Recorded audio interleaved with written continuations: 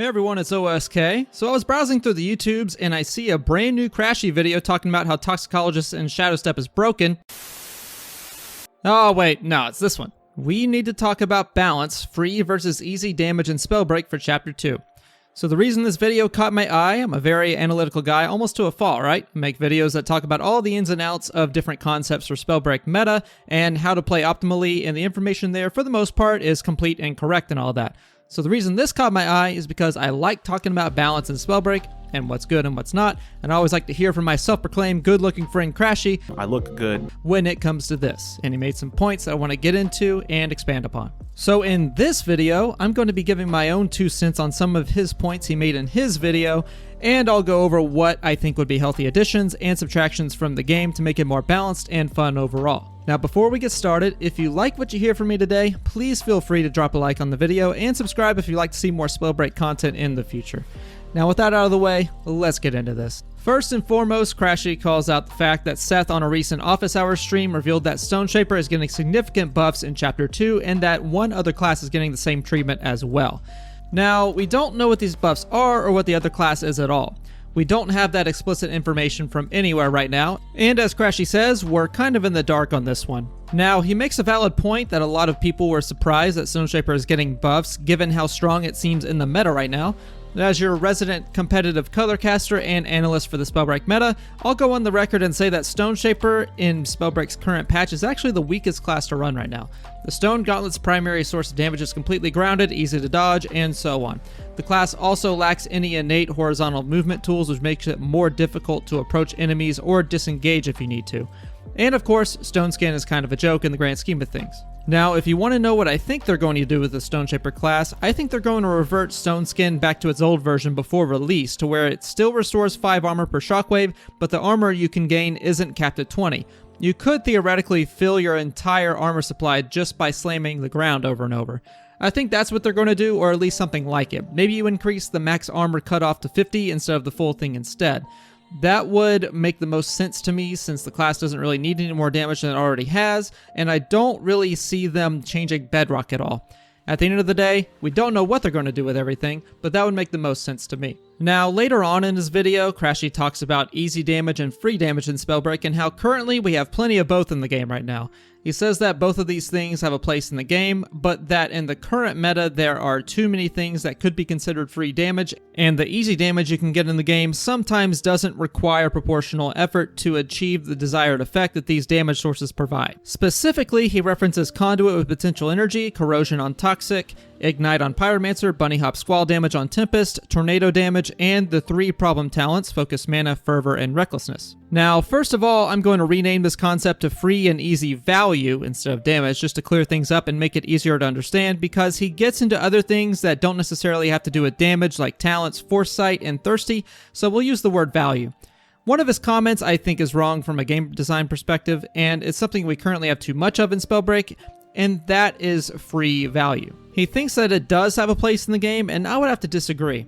In today's Spellbreak patch, you're seeing what too much free value can do to a meta with Wind, Offhand users, and Conduit, and he'd probably like to mention Toxicologists too, but that's more leaning towards the easy value side of the argument. Free value is giving someone extra damage and extra tools without any condition or any effort having to be put in to achieve the value.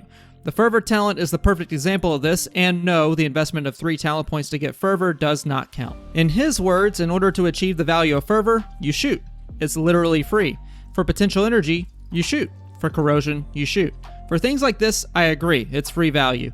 I do not think stuff like this should be in the game at all. I think it artificially raises the skill floor and lowers the skill ceiling in an unhealthy way.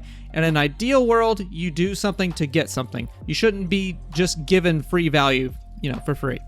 If you want to have potential energy on Conduit, make it to where each successive hit on a target ramps up the damage instead of just increasing the damage for free with each successive shot, like Krashy said in his video. Now, the easy value portion of the argument I do agree with, and also what he says about the amount of effort being put in proportional to the value you get out. Some examples of easy value in the game mentioned in this video would be Squall, Focus Mana, Recklessness, Ignite, and Tornado damage. Squall in its current iteration should not be in the game, as I think it's antithetical to the point of running Tempest in the first place.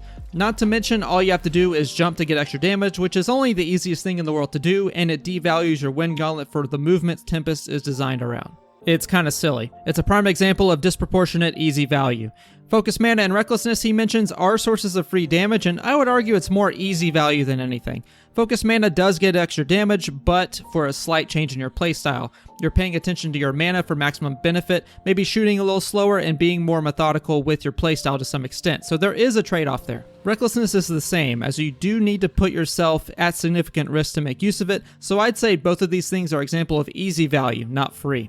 I do think they're both overtuned though and unhealthy for the game as a whole due to the fact that you can stack damage mods via talents and class skills, but that is a separate argument. Ignite is fine, honestly, I don't see a problem with it. Most of the time you're getting the value from landing a direct fireball, which is a decent requirement, so I think that's fine. Same with tornadoes, I'm not sure why he references them.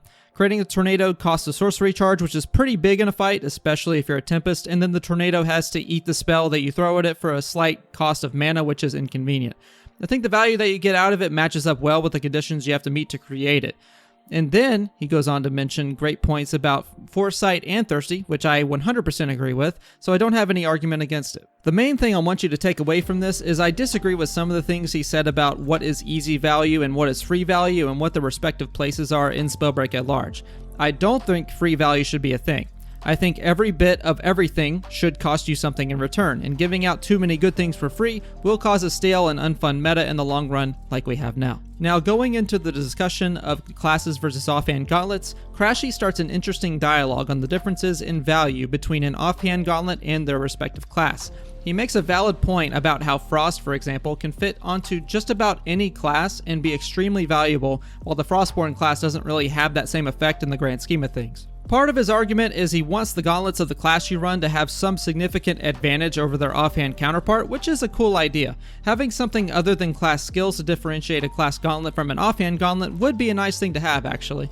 Side note, going back into my discussion about value, the trade-off you make by having the extra value of a class gauntlet would be locking yourself in the class itself.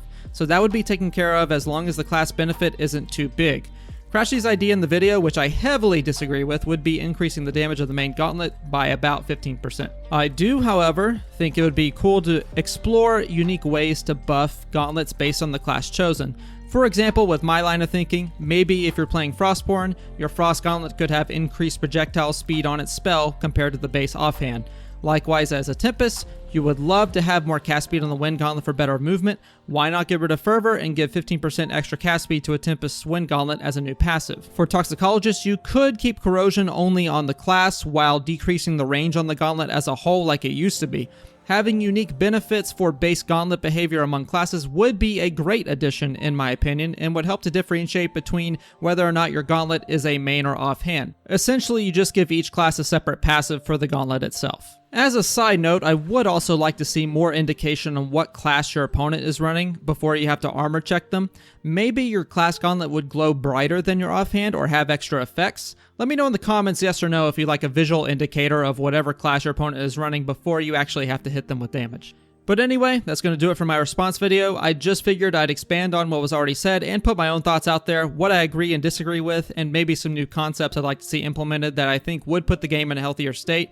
And guys, please go check out Krashy. He just passed up 5,000 subs. Big congrats to the guy, so definitely go check him out and make some great content, and a lot more often than I do. But anyway, hope you guys enjoyed the discussion, maybe even learned something about balance and Spellbreak. But like always, if you liked the video, please be sure to drop a like and subscribe for more content, follow the socials, and I will see you all out there.